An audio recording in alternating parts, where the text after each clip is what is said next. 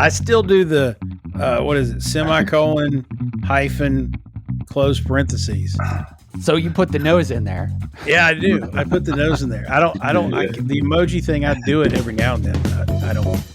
I don't look for the emoji. I've been a colon, little o, parentheses guy for a long time. I like the little round nose. Yeah. Hey everybody, it's the Data Driven Marketer, sponsored by NetWise. I'm Adam. I'm Mark. And I'm Jason. Welcome back for another Hang in the Data Basement.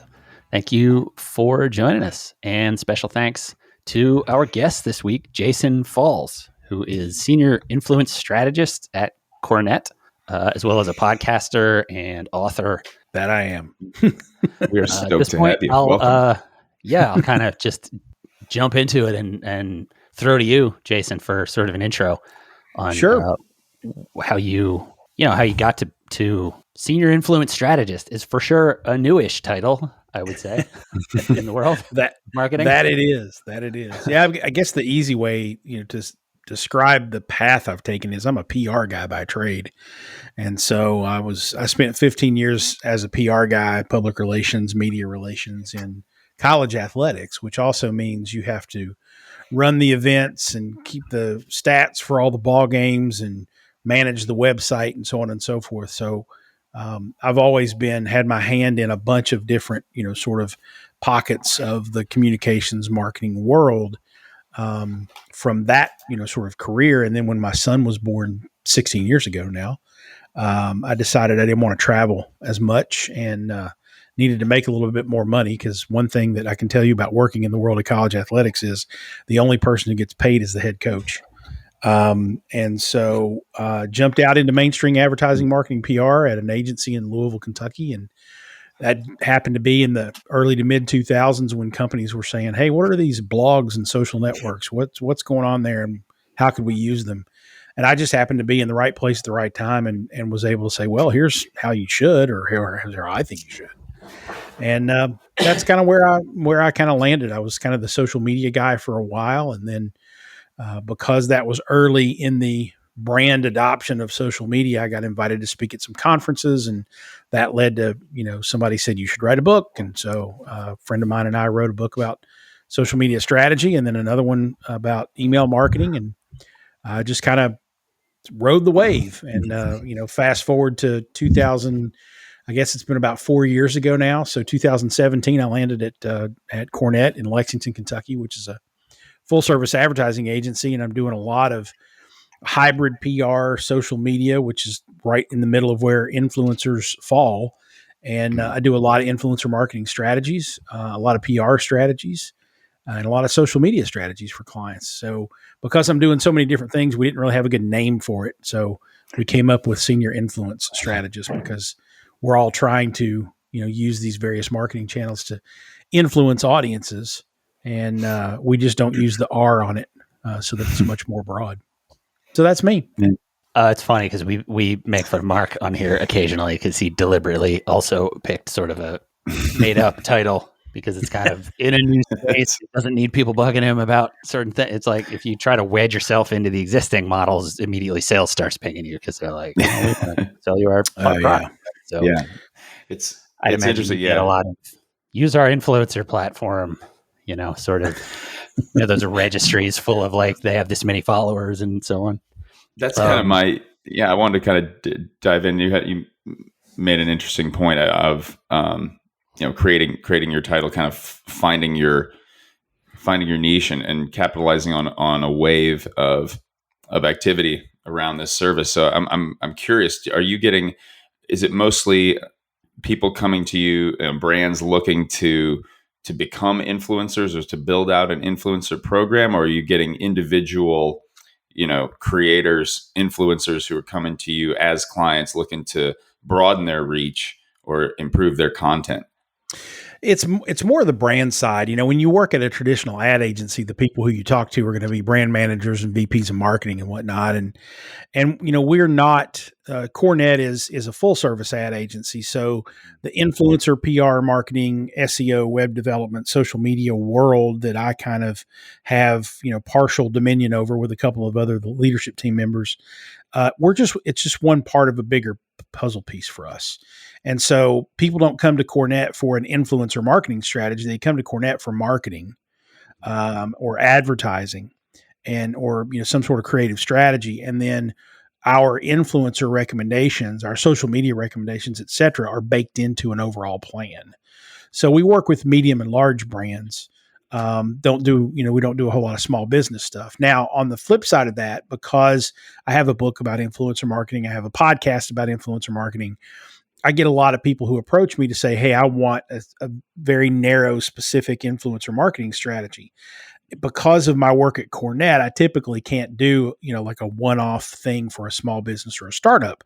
So I refer, those people on to some other partners and some other friends I know that do that kind of work. So I'm somewhat limited in my sort of day job work, but I'm focused on the overall, marketing communication strategy for our clients at Cornett, as opposed to just doing influencer or social media. And I prefer it that way. I like being a part of a bigger team. I don't think that I have all the answers.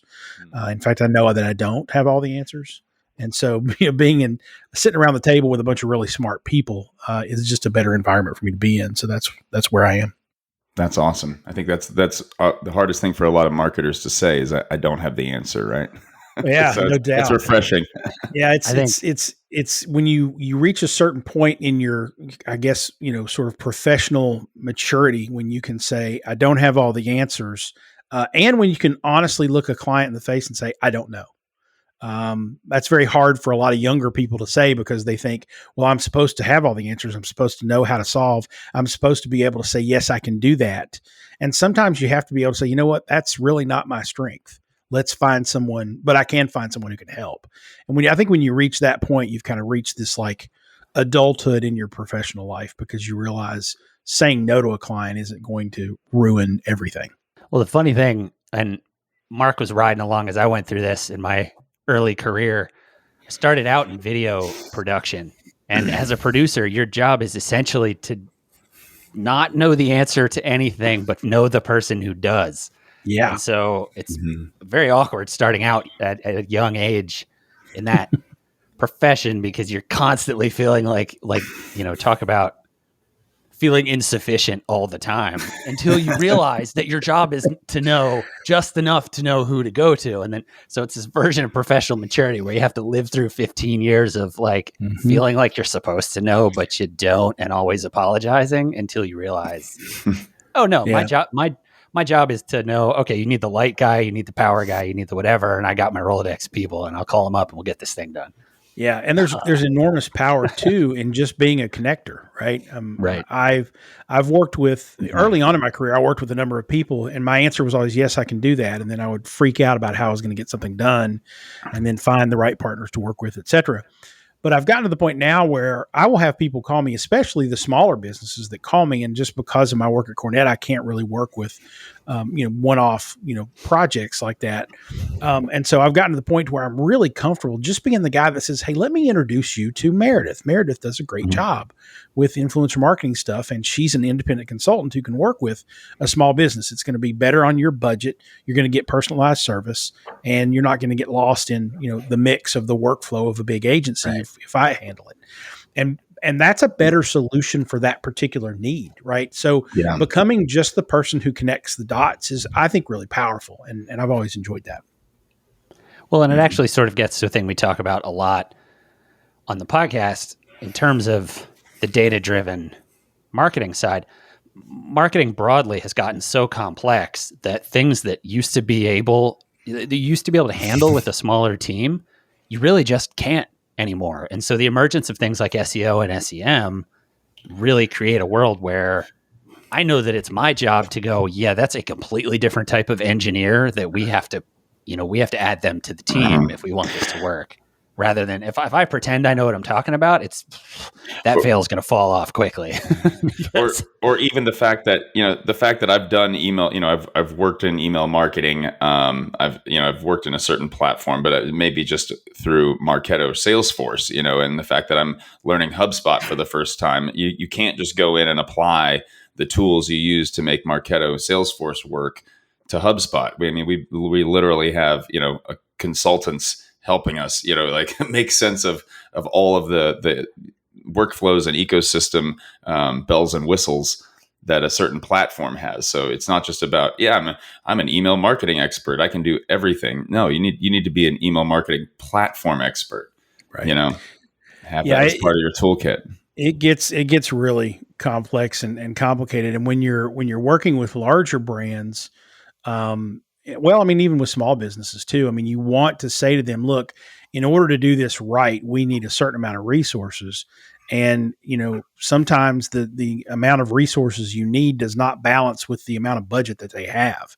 Mm-hmm. And that's even a problem when you get to the larger brands, the people who are spending, a couple of $1 million a year on marketing. They're like, well, we want email marketing, but they don't think that should take, 5 people and hundreds of thousands of dollars. They think that should be, $20,000 a year and one person can handle the whole thing. And so they don't quite understand that, right. Well, yeah, one person can do that for that amount of money over the course of the year, but it's going to be like an individual blogger doing it from their basement, as opposed to having a team of people who knows how to copy and knows how to optimize and knows how to tag everything appropriately and code everything appropriately. That's a different ballgame. And then you end up sort of working against the marketing of, it's like HubSpot wants to be out there saying that their platform is easy. And yeah, they have a nice UI, but fundamentally it's a giant complex database software that is really confusing. And if you don't know how to think at least a little bit like a database engineer, you end up lost in there. And so you end up, and I think a lot of times, an exec or somebody will come to the marketing department and say, well, why do you need those 5 people? I just saw the ad for HubSpot and they said it's push button, it's turnkey, it's easy. You're like, okay, well, you realize that's what they're selling you because they have a marketing department like us, probably with 100 people in it, like working to convince you. Yeah, no doubt. And the other thing there that I find that I've always found really frustrating and whatnot is that a software like HubSpot is that complex.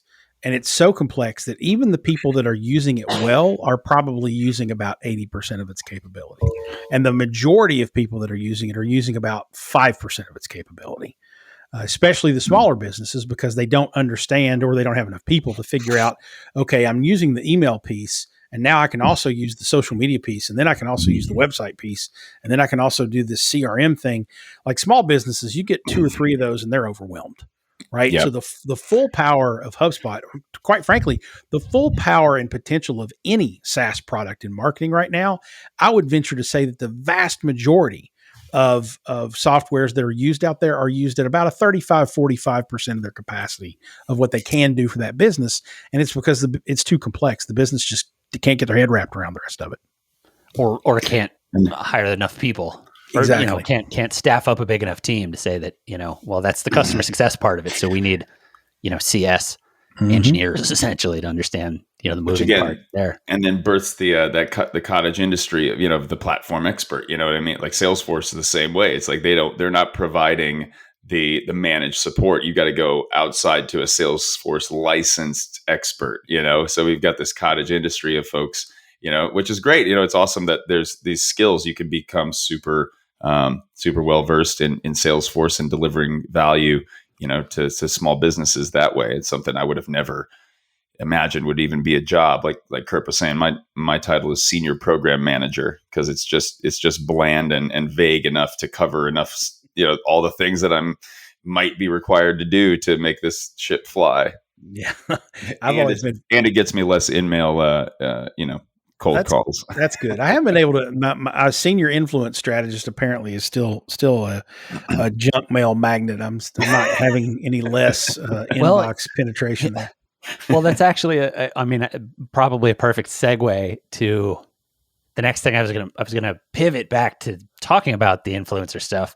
it is a buzz term now, right? People understand the idea of the influencer, and it's a thing that I certainly lived through the emergence of that as a marketer, where it wasn't a thing and then it was. And so, I mean, maybe the place to start is from your perspective, like what is an influencer in the sort of modern parlance of, I think maybe people go to a place of, somebody with a lot of Twitter followers, but it's obviously more complex than that. And you can also chase philosophical rabbit holes. Yeah, sure. I'm definitely glad that you framed it that way, because that is kind of the default. A lot of people think influencers and they think Instagrammers and YouTubers, or maybe I guess now TikTokers. And that's a very limited, tunnel vision way of looking at the world of influence. Because if you take the R off the end of that word, now all of a sudden your blinders go off and you realize, it's about trying to accomplish something strategic.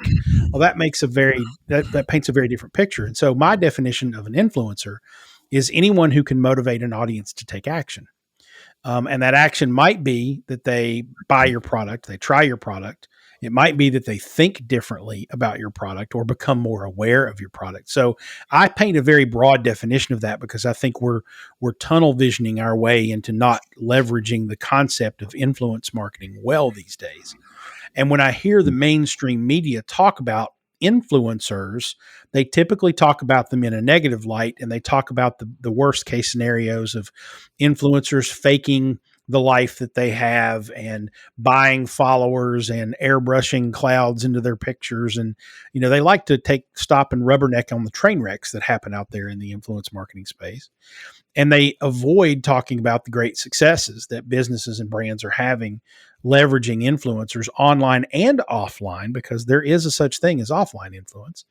And that's one of the reasons why I wrote the book, is because I want all these medium and small business owners out there that don't have time to sit and in the marketing bubble and talk about this stuff all day like I do. They don't understand the full, potential that an influencer might bring to the table. But to get back to your question, in the book, I write about the earliest known sort of documented version of what I would call modern influencer marketing. Goes back to the 1700s, and Josiah Wedgwood, who made something called the Queen's pottery. He got Queen Charlotte, who was the wife of King George III. For those of you who are Hamilton fans, the comedic foil in Hamilton, his wife loved Josiah Wedgwood's pottery. And Josiah Wedgwood got her to allow him to say that this was the Queen's china or whatever. And he marketed it that way. So he leveraged the influence of a third party to say, you should buy this product. And so that's what I point to as the earliest example of what I would call modern influencer or influence marketing. Now, if you wanted to, you could go back and say the first, caveman to say, look, Fyre, you should do this. Then that's influence too, but it's not necessarily marketing if you're talking about selling a product. So we're talking about something that dates back literally hundreds of years. And when you think about marketing and advertising from a broad perspective, all of it revolves around influence, right? So this is, at a meta level, everything we do in the marketing world. The way it evolved over the years, though, with social media, as social media came to the table and more people had the opportunity to publish. Unfortunately, a lot of people took the opportunity to publish when they shouldn't have. But everybody became a publisher. Social media democratized publishing. And what came out of that were people who had distinct voices or interesting content or some sort of talent. And they were able to build audiences. Now, back in 2003, 2004, we called them mavens, maybe, or we just called SMEs. them, SMEs. We called them bloggers, or influential bloggers, maybe not influential bloggers. I remember the word maven being tossed around. But when we were talking about doing what we now call influence marketing, back then it was called blogger relations. And there was this great debate as to whether it should be PR doing this or whether it should be marketing doing this or whatever. And then the tools like Isaiah started to come out, and they had the, sponsored posts where you could go to a blogger and say, I'll pay you money if you write about my product. And hence the snowball started rolling down the hill. And now we have this massive multi-billion-dollar industry called influencer marketing. I argue that it should be called influence marketing, but the industry hasn't quite started listening to me yet.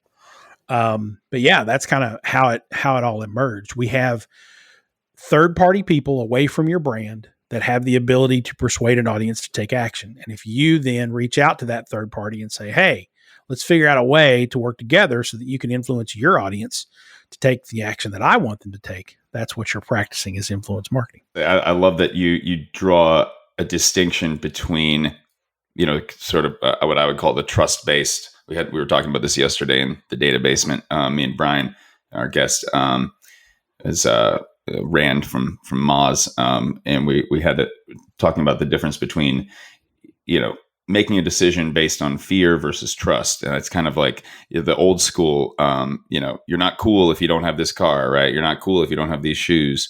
You're not cool if you're not drinking Coke. That kind of all triggers this, fear-based, which now the modern kind of permutation of that would be like Fyre Festival, right? People like leveraging these influencers for total coolness, total facade, total narcissism, and of course it's all a fraud. So that's when you talk about the train wreck. That's where mine goes. Versus like my type of influence is like I was telling Brian and Rand, I'm trying to learn how to up level in chess. I want to get a better ELO rating, so I'm going to these experts on YouTube to learn how to up my chess game, and that's totally, and I have to trust that they know, I have to watch a whole video to understand, all right, he's beating people. Like obviously this strategy works. And so it's the difference between kind of the flash and pizzazz type of influence. Okay. You're going to look good. You're going to feel good, lose 20 pounds in a week sort of thing, whatever. This is like the impossible guarantees versus actually delivering some value. That sort of perfectly, I think, gets back to the data piece a little bit because, Jason, when you talk through sort of the emergence of this stuff, you have all these different things that I think, terms people would recognize, right? Thought leaders, PR, authors, whatever they were, politicians, there's a sort of this idea of like, who were the celebrities of the time? And you can kind of track through, the history of human society, and it was politicians, and then it was, socialites, and then it was, whatever. And then with the emergence of technology, you end up with what you just described.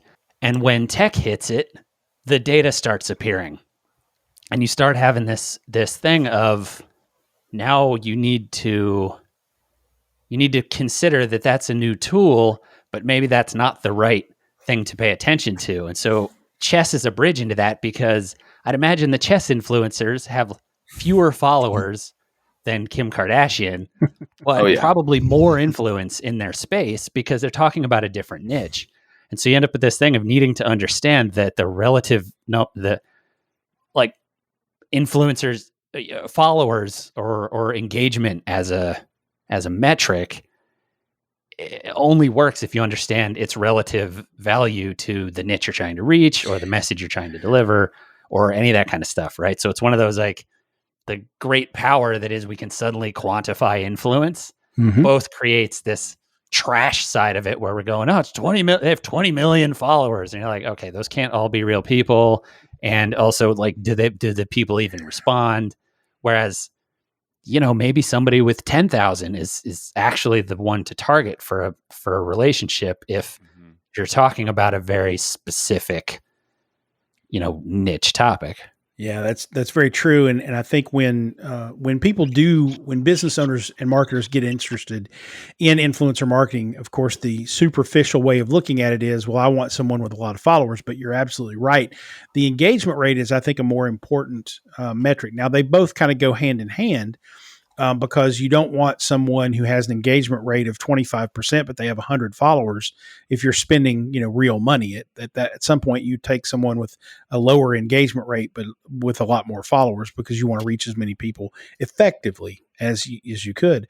So the key thing for people to remember from a data perspective, when you're talking about influencer marketing, and what I look at when I'm looking at which influencers I want to recommend to my clients, is I'm looking for this interesting balance of reach, number of people that they're going to get their content in front of. That's not necessarily the number of followers they have. It's actually the number of times their content is presented to another account on a social network. And then multiply that by the engagement rate that you can find in influencer marketing software and whatnot.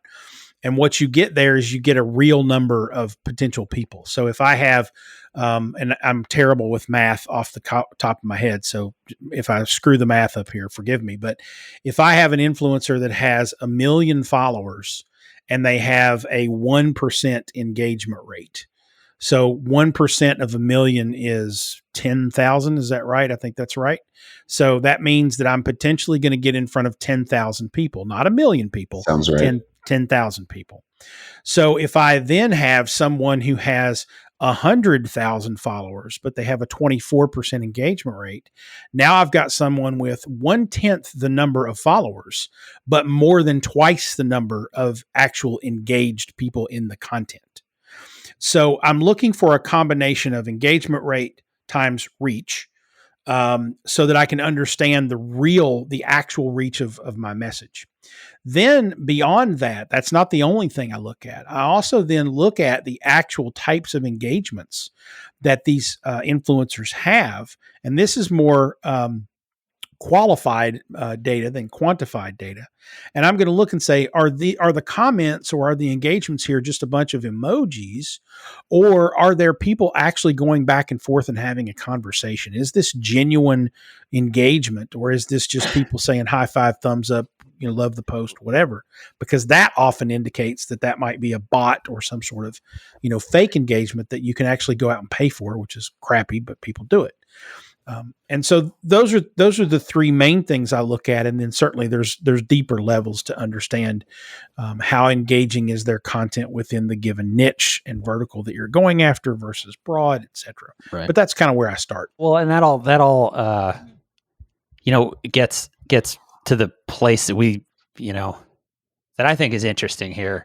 As much as we can data it up and say there's we can run numbers on it like engagement and number of followers and all that kind of stuff, there's still that sort of subjective human element, because ultimately we're talking about marketing, right? So it doesn't matter how many even engaged followers you have if the personality of the influencer you're talking about isn't a good match for your product. And I mean, I won't throw anyone specific under the bus, but I can think of some pretty massive influencers who I would not want my brand associated with because they're problematic, straight up.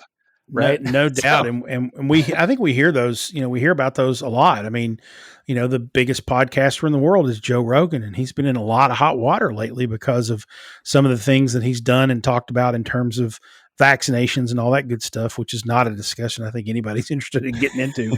But it's part of the zeitgeist now. Yeah, exactly. It is. And when he steps in it, his sponsors, the people who consider him an influencer or want to pay money to advertise on his show, are going to feel some heat for that. Another, I think, more specific or more relevant example to specific influencer marketing. I was working with a brand not too long ago. Actually, I'm working with a brand right now, and we're trying to find, the right combination of, reach and frequency and whatnot within an influencer set. But this particular brand is a large corporation. They're very, corporate. They're very conservative. The product, though, has relevance to the cannabis space. And so they want to be very careful as to who they pick. So this particular brand wants to have an influencer to work with them on a project. And they obviously want to keep it within the geographic footprint of where cannabis is legal. And they don't want to, violate any laws or encourage other people to do so. But they also want to make sure that they're not using someone who is a cannabis influencer because they just love getting high, because that doesn't align with what this corporation, this brand is all about. They want someone who's talking about the responsible use of cannabis for, cooking, for medical reasons, for recreation, certainly, but recreation in a responsible, legal way. They're not going to, partner with someone whose Instagram feed is full of them doing bong hits. It just doesn't make sense, right? It's the difference between someone who wants an influencer who makes perfect sense for Fireball, but doesn't make perfect sense for, let's say, a brandy, right? Or a cognac, right? Because those are two completely different worlds.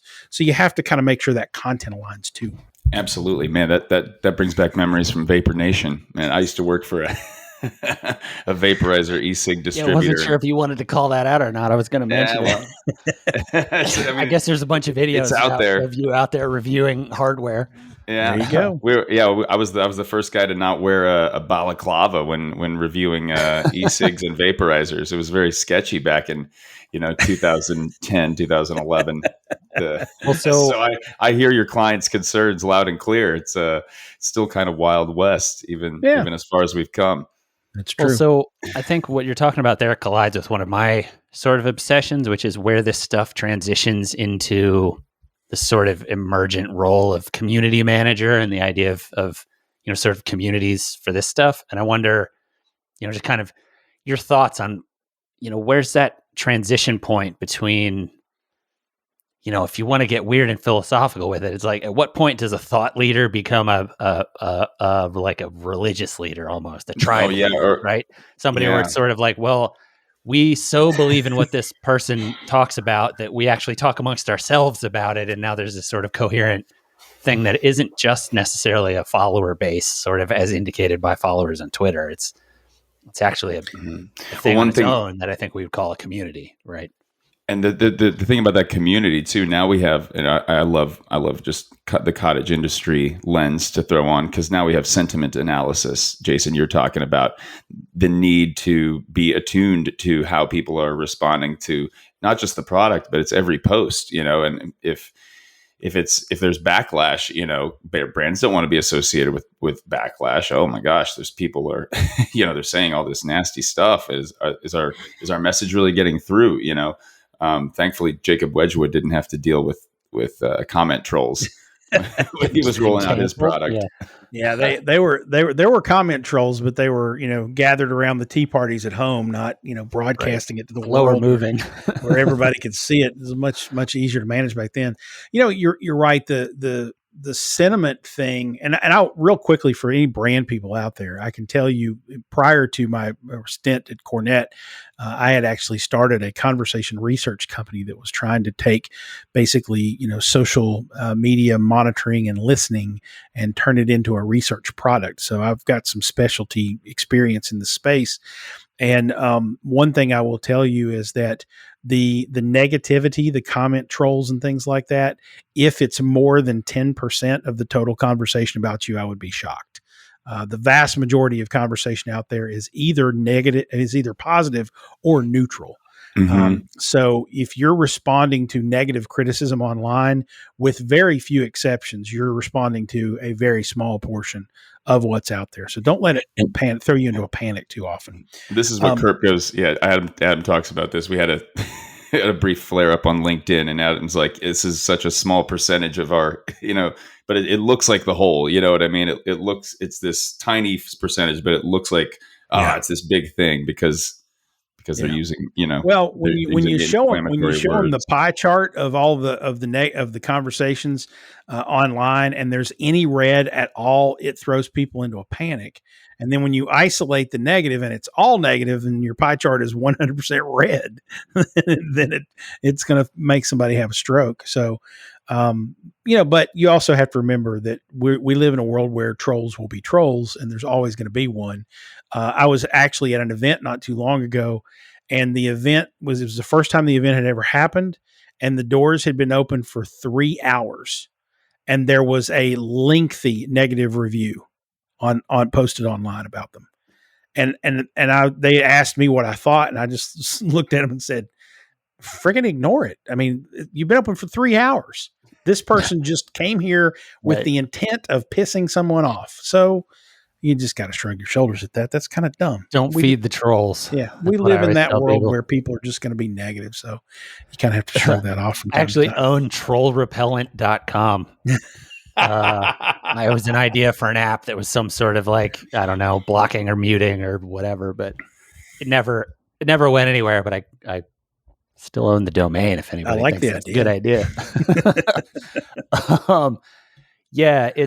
Well, and it's funny by platform, right? And this, I guess, even relates to the influencer conversation, because you have different influencers who are successful on different platforms, and all of those platforms have different interactions. And, there's funny, like, I'd almost rather have the trolls on Twitter that just sort of shout nonsense at you and it's easier to dismiss than the trolls on LinkedIn who are way more sort of virtue signally and way more professional about it, basically. Mm-hmm. And then it's kind of like the trolls on Twitter, or on LinkedIn, they're for sure trolling, but it feels way more like they're scolding you for your professional behavior. And so it's way easier for, marketing or management to look at that and go, "Ooh, yeah, they're right. That ad might be exploitative." And it's kind of like, yeah. Well, you got the stink on you now. Yeah. Right. Yeah, somebody said something. If you think about it, though, too, there's another reason behind that, though. LinkedIn, people are who they are. They're tied to their actual real name and profile and job and all that good stuff. Twitter can be anonymous. It can be random people who are posing as others. And I'm sure you could pose as someone on LinkedIn, too, but there's a little bit of a different context there. And LinkedIn obviously is a community of more of those business-minded people. So I think if I were in charge of community management for a company, I would be much more concerned about trolling and complaints and negativity on LinkedIn than I would anywhere else, just because it's probably going to be a hell of a lot more relevant. And the audience is probably going to be a hell of a lot more qualified, even if they are trolling you. Yeah, that was the tricky balance we were trying to strike. So it was knowing this is probably a small percentage of people who are triggered by this, but So I think as we start to wrap this up a bit, I'd love to ask you about sort of in the space of influence marketing and stuff like that. What are your kind of favorite tools out there right now? This is one of my favorite questions to ask, because it's, data-driven marketing so aligns with what digital tools exist. And, you already mentioned one of my favorite ones from early on. There have been sentiment analysis projects trying to do that kind of stuff for 10 years. And we were really excited about it 10 years ago. And it still continues to be one of the things that I am most disappointed doesn't really work the way we want it to. Turns out it's really hard. It is. AI is just starting to catch up to being able to do it, but. Well, and I would be doubtful of AI as well when it comes to sentiment analysis, because and I've tried this experiment before, if you take a paragraph, 2 or 3 sentences that says, well, let's say the sentence says, "I love Ford trucks, but I drive a Toyota Tundra." And if you took that piece of paper and you passed it out to 100 people and you said, "Okay, I want you to score this for sentiment for Ford trucks, and then I want you to score this as sentiment for Toyota." At best, you're only going to get about 8 out of 10 people who will agree on the sentiment. And that's human beings, right? So is it positive for Ford? Yes, because they say, "I love Ford trucks." So generally everybody's going to get that right. You're going to get agreement there. But I drive a Toyota Tundra. Well, is that positive? They drive one, they bought it, they're a customer. Is it negative? They love Ford trucks, but in comparison to their other car, or is it neutral? Because they're not really telling you whether or not they like Toyota Tundras. They're just telling you they drive one. So when you look at that and you know that human beings can't even agree on this stuff, how in the world can we code it into a computer to make it accurate, right? So I would be skeptical if anyone ever says our sentiment machine can offer up an 85% positive, effectiveness or whatever. That's complete horse crap. There's no way they can. 65% is probably the best I've ever seen. And that was like NASA computers. Yeah, but at this point, there are tools that do work though for things like you were talking about engagement rates and stuff like that, right? What? Favorites in terms of how you dig in on that stuff these days. Yeah, to get back to your original question. Sorry, I got sidetracked with sentiment analysis. I can geek out about that stuff. Mostly here for the sidetracks. So right. So the influencer space has a lot of great tools, and I mean, it's most of them are 6 of one, half dozen of the other. It's what user interface you like, because most of the full service tools do the same stuff. For years, a couple of years, I used a tool called Julius, which was very good. I like the platform a lot. I'm currently using a platform called Tagger, which is at taggermedia.com. I'm actually looking at a Tagger report right now because I just sent one to a client before we got on the call here today. And I just like Tagger because everything in the reporting is very convenient. It breaks all the content that it's pulled in from my influencers down by all of the different metrics that I need to look at. I can prioritize it by creator. I can prioritize it by social network. I can prioritize it by my calendar so that I can see, the ebbs and flows of things. It presents the content, and I can drill into a piece of content and say, this Instagram story got 347 views and 25 reactions and all that kind of stuff. And most of the full service platforms like Tagger and Julius and Maverick and Isaiah, we could name them all day. Most of the full service ones do literally everything. They allow you to search for, prioritize, reach out to, communicate with, engage, and actually some of them even allow you to pay the influencer right inside the platform. So I use Tagger. Tagger sponsors my podcast. I love Tagger. I'll say that with all those disclosures. But I'll also say, but I will also say that you owe it to yourself to go out there and see a bunch of different ones to figure out what user interface do I like, what's simple for me, what outputs the data that I want it to output, how much heavy lifting am I going to have to do monthly reports, or can I just hit a button and it zaps the thing out? And so that's another reason I like Tagger so much, is because I can send my main clients that I'm doing campaigns with a report. Like, they can call me at any time and say, send me a report, and it'll be updated to the minute. I can hit export as a PDF, send, and it's done. And I love that because I don't want to spend a whole lot of time prepping a report to send it to a client. I think that's kind of a waste of my time. We love saving time. Heck yeah. Yeah, for sure. So one last, before we get to my wrap up question about what the future of this stuff. And I guess maybe the last thing I want to talk about is a segue into that anyway. What do you think we're looking at with the new NCAA stuff? This is one that you mentioned, the sports background. I was an athlete in college as well, so I was watching that and actually had an interaction along the line where somebody wanted to pay me for something and I had to ask a lawyer, and they were like, oh, you're going to lose your eligibility. And now that's out the window. Now with name, right? image, and likeness, you can. Yeah. So I'm already seeing like emergent platforms to let these athletes that are maybe local famous because they're, good enough that everybody in the town knows who they are, like actually get involved with the local car dealership or whatever, I guess.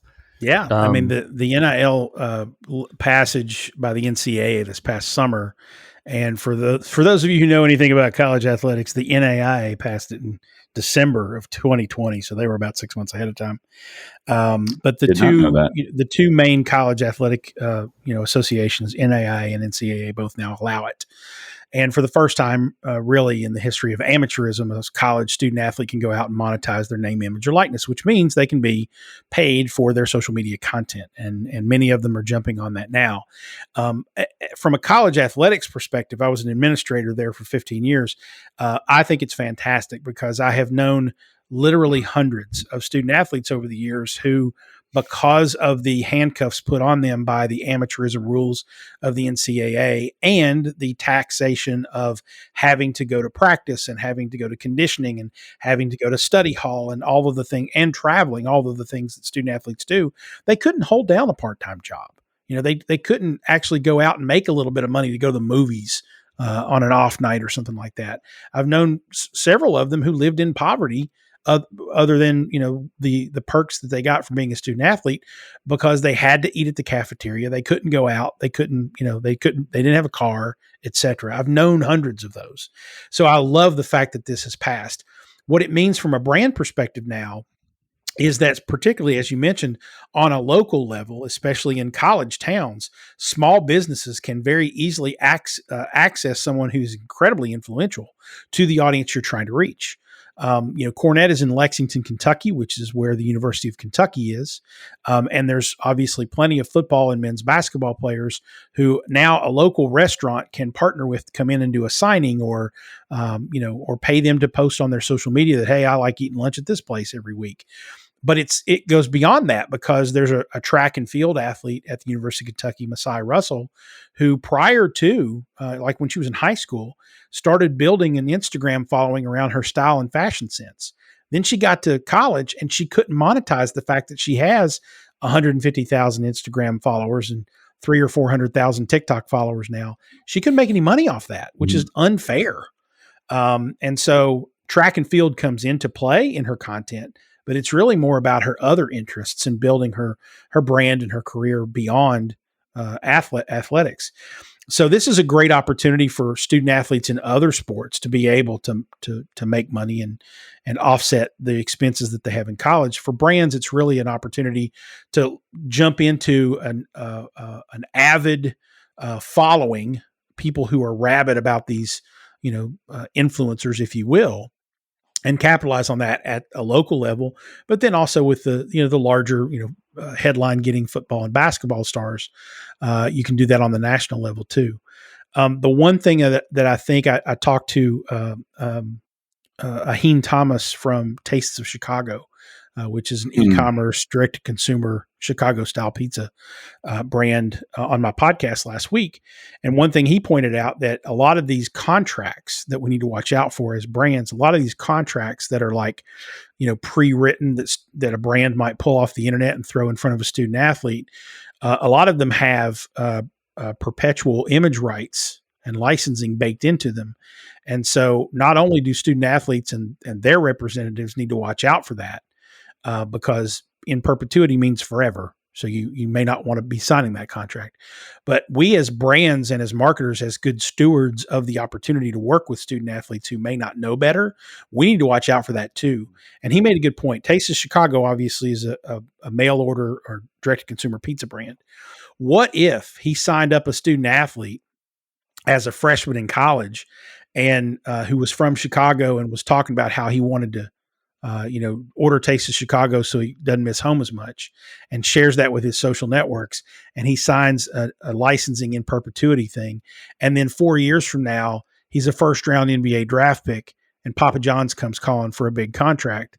And they look at his, previous thing with Taste of Chicago and go, oh, they can use your image in perpetuity. That hurts our brand. We're not going to sign you. We're not going to give you that money.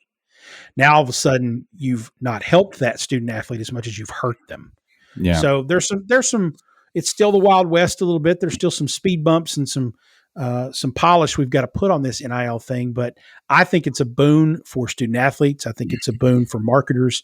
I think it's a boon for brands, and I think it's going to be a big deal moving forward. My favorite version of that clause is the one that includes throughout the universe, because they're like, maybe we're broadcasting on the moon someday, and we want to make sure that we also cover it's like in perpetuity throughout the universe. What about the multiverse? What does Rick Sanchez have to say about that? Okay, so that's actually perfect. That's a perfect tee up for the last question, which is, what do you think the future of this stuff is? As technology evolves, and this kind of, like, I think you already gave an example of when you unlock those athletes being able to do it, you've just granularized this, like we were saying, the niche becomes, if you're in Blacksburg, Virginia, everyone there is obsessed with Virginia Tech, and for sure there are going to be people there on the swim team that could, be doing ads for that local Honda dealership or something. Sure. Yeah. The future of this, I think it's only going to get bigger. And because of the data, it's going to get more refined. We still have a lot of brands who are sort of operating, ad hoc, roughshod. They're not using software. They're not really using influence marketing from a strategic perspective. They're just saying, ooh, that person's got a lot of followers. Let's get them to hold our product while they post something on Instagram. And that's going to stop working, if it works at all. It's not going to work for very long, because both content creators / influencers and brands who are leveraging them are getting much more sophisticated with this. They're using the software out there. They're analyzing the data. They're understanding which influencers are actually influential, as opposed to they have a lot of followers, but they really don't have much engagement, or they can't really motivate their audiences to do things. So I think you're always going to see a layer of that superficial influencer out there that maybe has a lot of followers, maybe has a lot of buzz, maybe has a lot of attention, but they can't really motivate their audience to do anything. I write about one very specifically in my book and use it as an example.